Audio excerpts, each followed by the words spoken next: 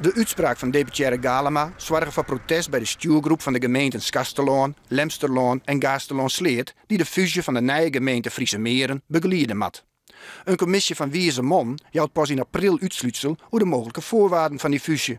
En mij zijn opmerking dat Skastelaan rekening mat op een correctie van de gemeentegrens in het voordeel van Heerenveen, rint deputaire Galema, nevens wethouder B. de Winter, weer eens voor de muziek uit.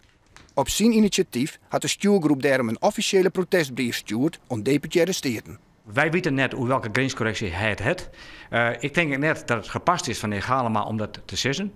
De commissie verwijzen is aan zet. Die is ingesteld door het college van GS. Ik denk dat het GS past om te wachten op het advies van de commissie van wijzen. Maar nog voordat deputaire steden officieel mijn antwoord komt, liet deputaire Galema, die op werkbeziet in Nieuw-Zeeland is, al weten dat hij spijt had van zijn opmerking. De voorbeelden van grenscorrecties, dat is aan de commissie van wijzen voorbehouden en die dat daar net niet meer kennen.